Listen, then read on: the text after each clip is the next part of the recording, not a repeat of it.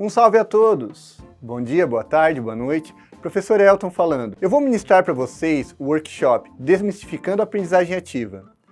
Antes de iniciar o nosso workshop, eu quero falar um pouco com você. Quero dizer que é uma honra estar aqui discutindo um pouco sobre educação com você, apresentando um pouco do meu trabalho. E depois eu quero dizer que o meu objetivo aqui não é ensinar você, professor, a dar aula. Até porque não existe uma receita infalível para isso. Eu posso ministrar um conteúdo para 3 turmas. Mesmo conteúdo, mesma didática, mesma motivação. 2 turmas adoraram e uma achou péssimo o meu trabalho. Isso vai acontecer volta e meia no nosso trabalho. O meu objetivo aqui é estar apresentando algumas técnicas diferentes. E você, professor, vai avaliar se elas são adequadas ou não para serem inseridas nas suas aulas. Eu vou iniciar agora passando o conceito de metodologias ativas de aprendizagem. Fiquem comigo! As metodologias ativas consistem em processos de ensino com aulas mais interativas. O professor, ele se torna um moderador na aprendizagem. O agente principal do ensino é o aluno. Ele é responsável pela própria aprendizagem. Eu quero fazer uma pergunta a você. Por que o nosso aluno não permanece em sala de aula? Por que cada vez mais temos alunos saindo para bares, querendo que o professor faça a chamada para irem embora cedo? E não esperem uma resposta bonita para isso. Eu vou responder algo para vocês e não esperem algo bonito. Os alunos saem porque estudar é chato, estudar exige dedicação, estudar exige tempo, estudar exige disciplina. Estudar é chato, mas aprender é legal. Aprender é fascinante. Quando aprendemos algo novo, temos uma habilidade nova. Então temos que trabalhar com a vontade do aluno de aprender, com a curiosidade dele, para que ele permaneça em sala de aula. E trabalhar com metodologias ativas de aprendizagem é ir por este caminho, com o desejo do aluno de aprender. Eu vou apresentar para vocês 4 metodologias ativas de aprendizagem e com uma aplicação de cada uma no ensino de graduação. As técnicas serão aprendizagem baseada em questionamento, aprendizagem baseada em equipes, instrução entre pares e aprendizagem baseada em problemas. Vamos iniciar por aprendizagem baseada em questionamento. A aprendizagem baseada em questionamento consiste em uma forma de aprendizagem ativa que apresenta questões, problemas ou cenários a serem solucionados pelos alunos. Envolve principalmente o questionamento do aluno sobre algum conceito. Ao invés de vocês passarem as informações para os alunos, questionem sobre ela. O objetivo é despertar a curiosidade dos alunos. Vamos fazer uma aplicação em um estudo de caso. Olá pessoal, eu vou mostrar para vocês a aplicação da técnica aprendizagem baseada em questionamentos. E eu peço que vocês não fiquem constrangidos, eu vou fazer algumas perguntas, elas não são para vocês. É só para vocês entenderem como funciona a técnica, então vocês não são obrigados a saberem as respostas, tudo bem? Vamos falar sobre paixão, é um exemplo da química, tá? Química orgânica, na verdade. Paixão, tem alguém apaixonado aí? Tá apaixonado? Tá todo mundo apaixonado, que fase boa! O que acontece quando nós ficamos apaixonados? A gente fica meio tanso, né? A gente fica um pouco idiota, a gente fica achando que uma coisa é muito boa e às vezes ela nem é tão boa assim. A paixão, ela tem relação com a química? Sim, vocês acham que sim? Vou dar uma olhada, tem uma matéria aqui da super interessante que eu trouxe. A química da paixão. Apesar de associarmos a paixão ao coração, a flecha do cupido primeiro põe fogo no cérebro. Ela provoca reações tão intensas que, se durarem tempo demais, o organismo pode entrar em colapso. Eu não quero ver nenhum de vocês aí morrendo de paixão, tudo bem?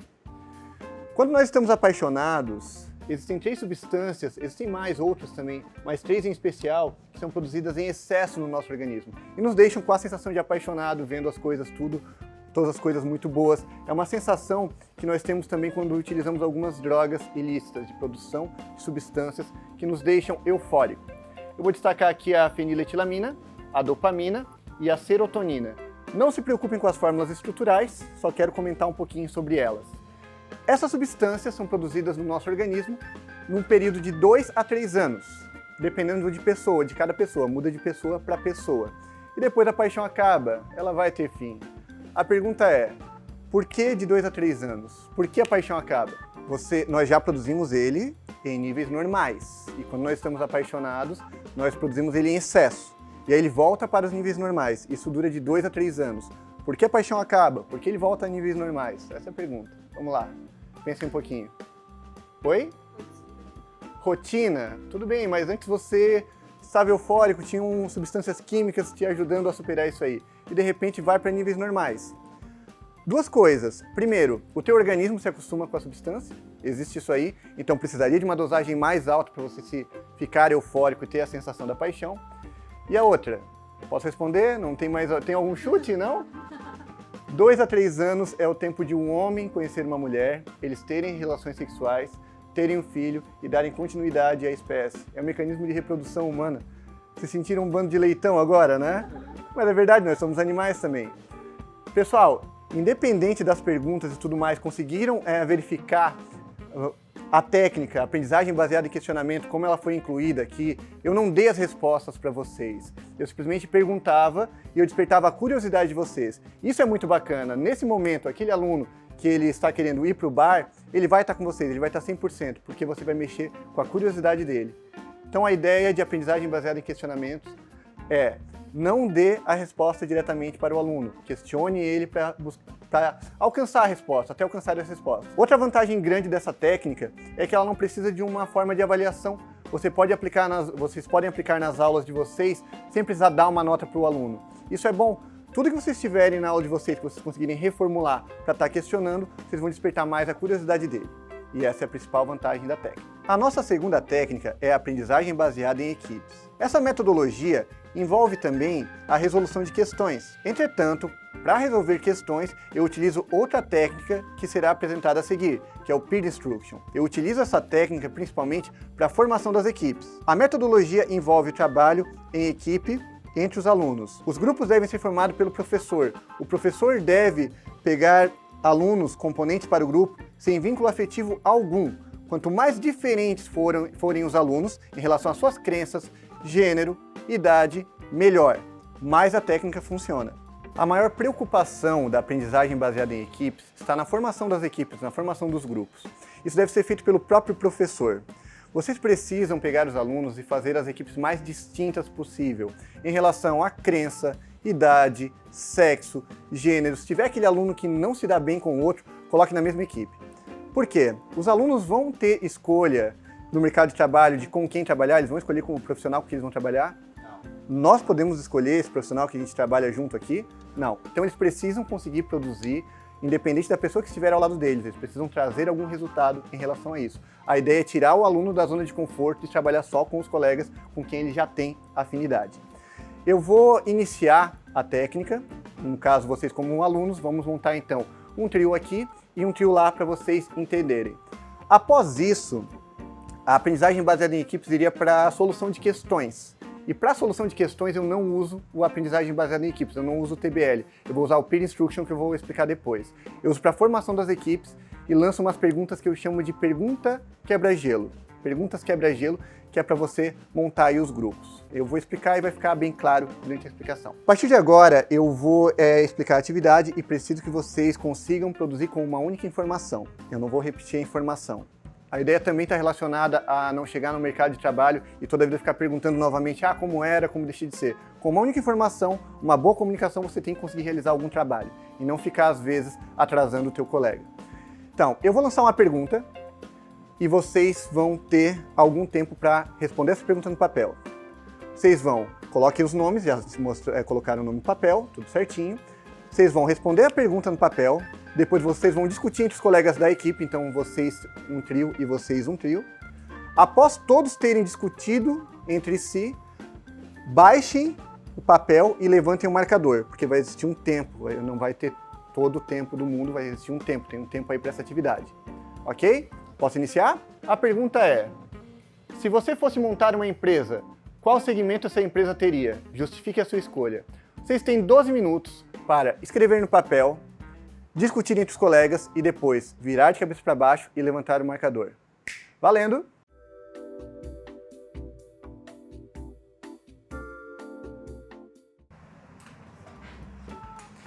Equipe verde marcado.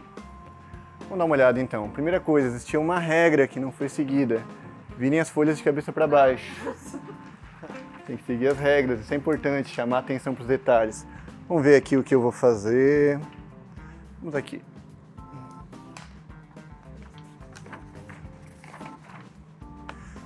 Lucas, se o Alberto fosse abrir uma empresa, qual seria e por quê? Tecnologia de informação. Por quê? É algo que vem abrangendo cada dia mais novas técnicas. Existe um crescimento no país, déficit profissional, ele foi bem completinho aqui, né? Ok, tudo certo.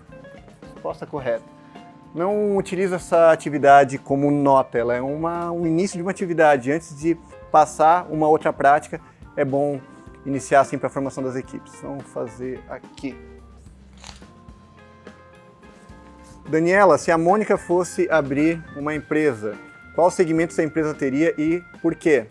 Seria o agriturismo, porque ela, de alguma forma, ela traz benefícios para a região, tanto na cultura como na alimentação, para estimulando novos empreendimentos e crescimento local. Ela não quer ganhar dinheiro, ela quer ajudar os outros só. Ganhar dinheiro não faz parte do negócio. Pessoal, a ideia dessas perguntas, ela está para os alunos conhecerem os próprios colegas. Então você pega alunos bem distintos, que não têm tanto contato entre si, e coloca essas perguntas. É lógico que na hora você vê, na hora que eles começam a perceber que eu vou perguntar aqui, eles começam meio que a discutir entre si. Como é que era o teu mesmo, como é que era o teu mesmo. Então, eu tento destacar bastante para seguirem regras, tipo, olha, não estava de cabeça para cima, não virou a folha de cabeça para baixo, perdão, não marcou, ou olha o tempo, a gente tenta destacar isso daí e não pode falar mais entre si, daí depois eles começam a falar entre si.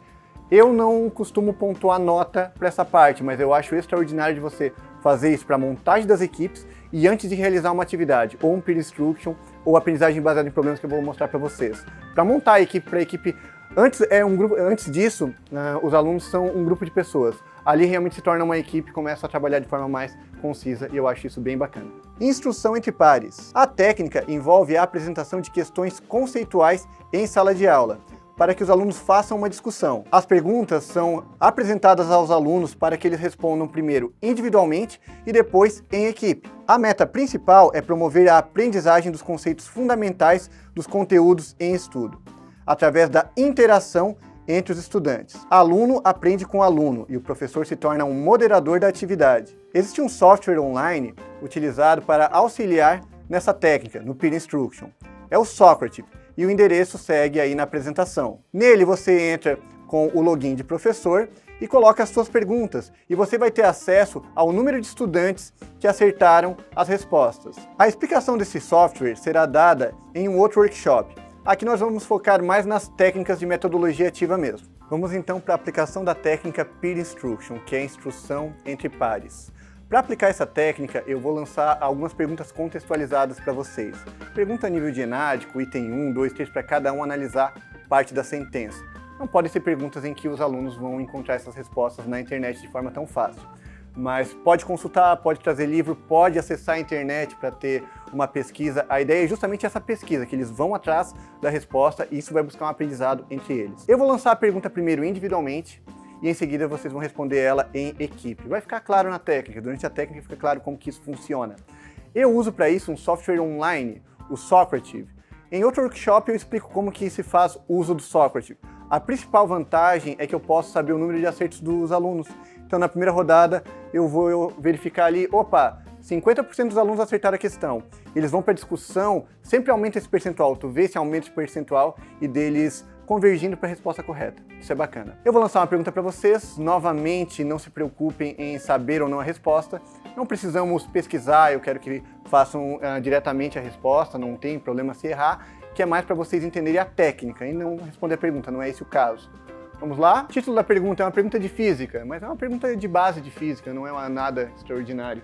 Em física, chamamos de grandeza aquilo que pode ser medido, como comprimento, tempo, massa e temperatura. As grandezas físicas são medidas em unidades apropriadas, relacionadas a um padrão de medida.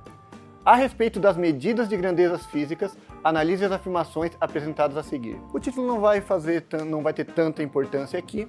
Basicamente, a gente vai falar sobre grandezas físicas. Vamos verificar aqui quais são as opções. Temos item 1, 2, 3 e 4, os itens para serem analisados, e preciso que deem a resposta correta. Vocês precisam fazer isso individualmente, não podem conversar com a equipe. Vocês primeiro vão responder essa pergunta aqui, resolver essa questão individualmente e depois em equipe. Primeiro individualmente, não podem conversar entre si. Vocês têm 2 minutos para fazer a atividade.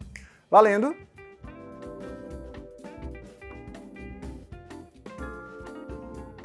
Equipe verde marcado. Equipe azul marcado. Eu vou relançar a questão agora e vocês vão discutir entre vocês e a equipe tem que entrar num consenso de resposta. Então, se você respondeu B, você C e você D, todos vão verificar as respostas e tem que argumentar um com o outro para chegar em um único consenso. Vocês vão responder novamente e todos precisam dar a mesma resposta. Precisam entrar no consenso disso aí. Tudo bem? Vocês têm 5 minutos para isso. Valendo! Já foi? Tudo igual? Levanta então. Equipe verde marcado. Equipe azul marcado. A resposta em equipe da equipe verde, qual foi? B também? E azul, B também? Está errado. Está errado. A ideia, essa parte ela é muito importante, fazer essa atividade com o tempo. Primeira coisa, se fizer no aplicativo, eles já colocaram a resposta. Se a gente não tem internet, podemos fazer como nós estamos fazendo agora, entendeu? Mas com o aplicativo é bom porque daí eles não podem voltar com a resposta. Senão eu dou a resposta agora, alguém vai lá e pode fazer algum rabisco, e não é legal.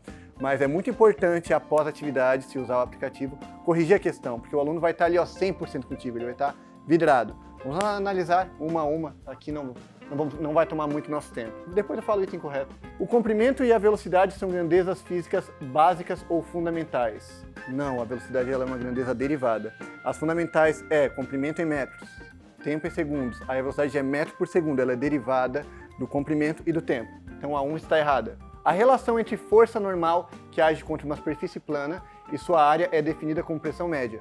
Correto? A unidade de pressão no Sistema Internacional de Unidades é o ATM. Não, é o Pascal. E aí ela ficou errada a questão. Alguns prefixos são utilizados quando lidamos com medidas muito grandes ou muito pequenas no Sistema Internacional de Unidades, para não ficar trabalhando com 1 bilhão, 1 trilhão. E aí está falando que o prefixo micro eu divido por 1 milhão. Então, vezes 10 na menos 6 seria. E o prefixo giga eu multiplico por 1 bilhão. É 10 na 9, tá correto. Onça e onça fluida são unidades de medida de massa e de volume. Onça é massa e onça fluida é volume. Onça fluida, inclusive, tem nos perfumes importados, FLOs e tudo mais, que equivale lá aos 30 ml, tem um valor em FLOs. Então, o item correto seria o item E. Como eu disse, ninguém é obrigado a acertar e tudo mais. Preciso que vocês entendam a técnica. Lança a pergunta individualmente, relança a pergunta para fazer as discussões entre os alunos e depois o professor vem e dá um parecer sobre a resposta. Na maior parte das vezes, começa a primeira pergunta individual com 50%, 60% de acerto ou menos e vai para 90%, 100%. E aí aplaude, todo mundo fica feliz e é bem bacana a técnica. Tudo bem? Nossa última técnica, aprendizagem baseada em problemas. Nessa técnica, os grupos serão formados para a solução de algum problema ou resolução de algum projeto. Disciplinas que envolvem projeto, protótipos, disciplinas laboratoriais, elas já envolvem de alguma forma aprendizagem baseada em problemas. A dificuldade está em você aplicar esse tipo de técnica em disciplinas mais conceituais, em disciplinas mais teóricas. Eu trabalho com esse método em disciplinas teóricas, utilizando artigos científicos. Uma das premissas dessa técnica é que cada grupo atinja uma solução diferente. Não deve-se ter uma única solução para todas as equipes. E a melhor forma de fazer isso é utilizar artigos científicos diferentes para cada equipe, onde eles vão se aprofundar no conteúdo e trazer informações adicionais. Primeira vantagem de trabalhar dessa forma é que o nosso aluno já não tem um hábito de leitura. A leitura de um artigo científico, técnico, na área, já é algo bem que vai acrescentar em muito no nosso discente. Aqui eu tenho um exemplo de aplicação dessa técnica, onde eu trabalhei com temas como caracterização física e mecânica de argamassas, produtividade da mão de obra na construção civil, lembrando que é para um curso de engenharia civil, realidade virtual e aumentada aplicada à construção civil. Além do artigo, foram solicitadas outras informações e o resultado foi realmente extraordinário. Os alunos eles se engajaram bastante nas atividades e trouxeram vídeos, curiosidades que realmente acrescentaram muito à formação deles. Para essa técnica, é importante que cada equipe escolha um líder. Além da nota do trabalho, a equipe deve fazer um relatório de autoavaliação. Quem vai entregar esse relatório de autoavaliação é o líder. Não esqueçam, o líder ele vai ser avaliado também. Não é por ser líder que ele está isento de avaliação. Ele só vai organizar o que cada um fará dentro da resolução do problema, dentro da apresentação do artigo ou de entregar o trabalho escrito, e depois vai entregar para o professor esse relatório de autoavaliação. Eu aconselho um percentual em peso de 80% para o trabalho realizado e 20% para uma nota que os alunos darão a eles mesmos. Isso já favorece o trabalho em equipe. Síntese do nosso workshop. Apresentamos 4 metodologias ativas de aprendizagem, com aplicação no estudo de graduação. Vimos a aplicação de aprendizagem baseada em questionamento, aprendizagem baseada em equipes, instrução entre pares e aprendizagem baseada em problemas. Professores, eu queria fazer o seguinte comentário para encerrar o nosso workshop. Primeiro, o uso de metodologias ativas de aprendizagem não é uma forma de dar nota para os alunos. Nem sempre o desempenho que os alunos têm nessas atividades é grande em relação à nota, mas eu sempre tenho grande participação e grande aprendizagem com o uso dessas técnicas. Eu peço que vocês insiram pelo menos uma dessas técnicas em suas aulas para testarem. Caso gostem, insiram outra e assim por diante. Eu tenho certeza que vocês também saíram bem satisfeitos com o resultado. Eu vou ficando por aqui, espero que vocês tenham um excelente semestre com aulas extraordinárias. Um abraço e fiquem com Deus!